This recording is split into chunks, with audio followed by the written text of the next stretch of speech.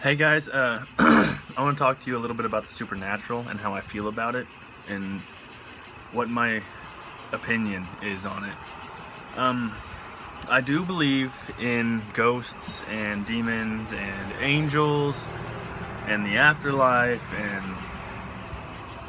all of it, really.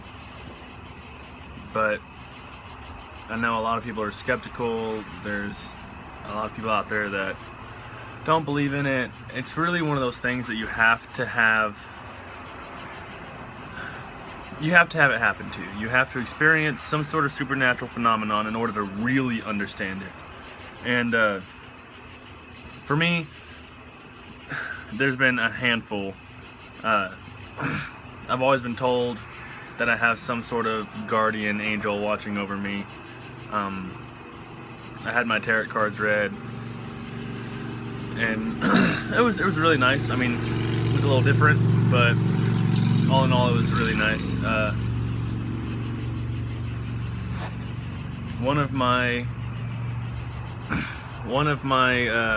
stories that I have on experiences that happened to me with the supernatural is when I was younger. I was sleeping in bed and I woke up in the middle of the night, and I walked out to my front door and I couldn't open it, and so I walked to my back door and I couldn't open it either.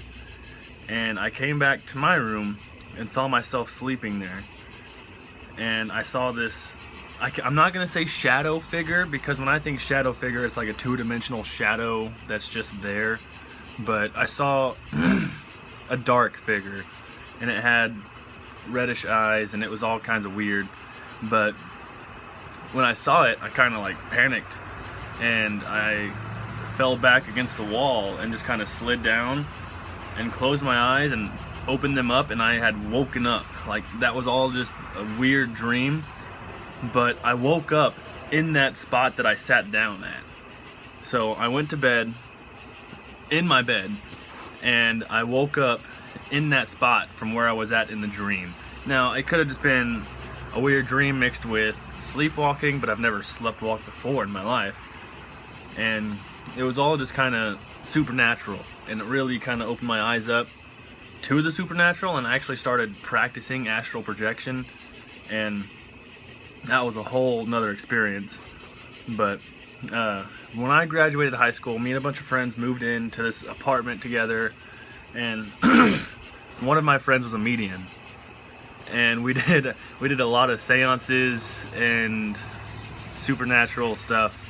And one time we were doing an EVP. I'm not sure if you know what an EVP is, but it's basically just you record yourself talking amongst each others, and you play back the recording, and it's supposed to pick up stuff that wasn't actually said.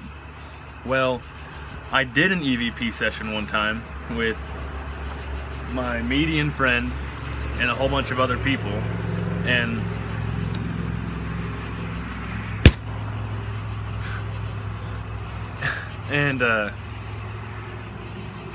it was just, we were just, honestly talking about random stuff, and we got to talking and talking and talking and talking. We probably recorded for 30 minutes, and one of our friends during the recording, she said, "There's this little floaty thing," and we all started looking like, what the heck are you talking about? And there was a piece of fuzz, like a white fuzz, just floating around in the air, and she said, "There's a white floaty thing right here." And I said, "No, there's not." But whenever we listened back to the recording, after she said that, we heard something else say, "I want to go to sleep," extremely fast followed by someone else saying, "Me too." Like, there was no pause in between. It was just almost one sentence, two voices. It was really, when we listened to it, it really freaked us out. But a lot of people, they are scared to try this stuff out. They're afraid of being possessed, they're afraid of this, and they're afraid of a ghost haunting them, and I'm not saying it doesn't happen. I've never personally had that kind of experience happen to me. I'm not saying it doesn't happen, but to me it's all about the adrenaline. When I start doing stuff like this in the paranormal sense and the supernatural, it makes my adrenaline just go so fast, and it is amazing. It is it is awesome. Now, I keep saying supernatural and paranormal. I do believe in spirits and the afterlife and purgatory and this, but I'm not. I'm still kind of on the fence about monsters, living monsters. I don't like. There's no evidence. I mean, well, I can't really say that about paranormal stuff, but I don't know, it's always just werewolves, vampires, mermaids, all that is just, to me, it's just make-believe. I mean, I can't say that. I know some people are going to say that's hypocritical, like, oh, you believe in ghosts and spirits and demons, but you don't believe in werewolves and vampires and mermaids. Yeah, I don't. To me, it's two different things. You've got the non-living and the living, and it's easier to believe in something that doesn't exist, like that doesn't live, than something that should be living but we've never seen it. It's hard for me to just think that those things exist, because they have to actually breathe and eat and live. Now, one more example of why I believe in stuff like this is probably one of the freakiest things that ever happened to me. A friend of mine came over to our house that we were all renting. Those friends of mine that I was telling you about right after high school.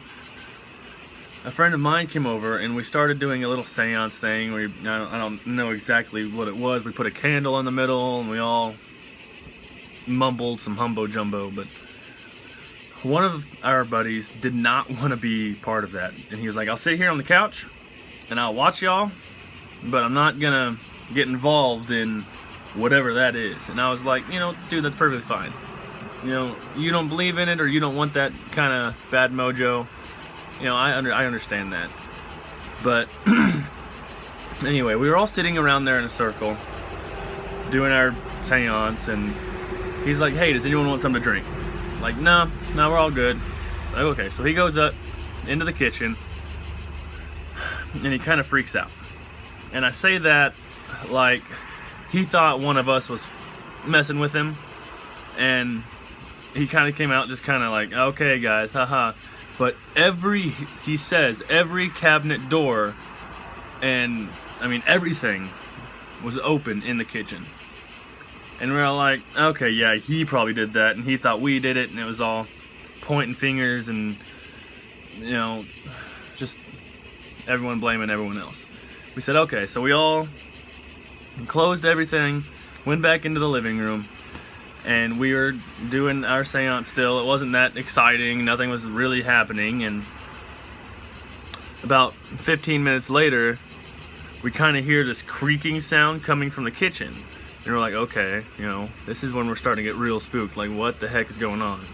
And we all kind of look into the kitchen, don't go in, but look. And I kid you not, everything was open again, and no one had been in that kitchen. It was, in that moment in time, my heart, I don't know about everyone else's heart, but my heart just dropped. It stopped. That was, in that point in time, I had no logical explanation for why all of that stuff was open. None. And it really freaked me out. So I was like, yeah, okay, I'm done with this seance thing, and you can just, you can have it, you can have all that seance stuff to yourself, keep it, I don't want it. And I haven't really touched a whole lot of it since then. I've done a little bit of ghost hunting, going to a haunted place or whatever, but I've never really done a Ouija board, like a real one, I've never. I have actually done makeshift Ouija boards, but that's a different story. But I've never done a real one, and I've kind of fallen back on that. I don't practice astral projection anymore. You know, you get old, and it's one of those things that it's not, you don't have time for it. Now, am I saying that if someone said, hey, let's go check out this haunted house, or let's go walk through this spooky corn maze, am I gonna say no? No, I'm gonna go do it, because it's, like I said, it's fun, and that adrenaline is just so exciting.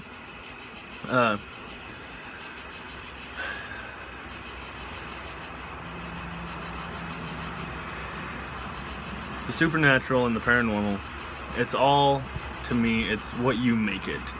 You can just full on tell everyone and tell yourself there is no such thing. That doesn't exist. It's not real. You don't have to worry about it. It's never gonna happen to you. It's something that you won't even ever think twice about. But if you're one of those people that, you know, believe it exists, believe it's out there, believe it's a possibility, even had a couple of experiences, then it's almost like you find it out. Like every little thing you're like, ooh, what was that? As to where someone who doesn't believe, they hear footsteps, they're like, oh, it's the house settling. Not even thinking about it. Or, you know, it's this, or the pipes are moving, or, you know, it's just something settling. They don't even bat an eyelash. But to people that believe, it's like, ooh, what was that noise? You know, was that something here? Like, that's just what you do. That's how you think, it's how you act. And it's two totally different people. And I mean, I know people that are so believant in the supernatural and the paranormal that they refuse to go anywhere near Ouija boards or seances or anything like that, because they're like, I don't want that mojo, you know, keep that away from me. But I honestly think, why not embrace it? I mean, it's there. Are you not even a little curious? Because to me, that's the big turning point. Is a lot of that stuff you see on TV and other people's YouTube channels, is that authentic? Is that real? Or is that people messing with you? You want to go out and see it for yourself. I mean, I've done a lot of stupid stuff when it comes to that supernatural, paranormal stuff, and I'm still here. I mean, I've not ever been injured by something supernatural or paranormal, and so if I get the opportunity, I'm gonna chase it a little more, you know? That's how I feel about it. Go ahead and leave a comment down below. Let me know how you guys feel about the paranormal and the supernatural. Does it exist? Is it not real? And tell me some of the stories that you guys have experienced. You know, what are some of the most screwed up things that you guys have experienced while either experimenting with the paranormal or not? Just, you know, it just happened. But anyway, I'm gonna get out of here. Have a good night, guys, and I'll talk to you later.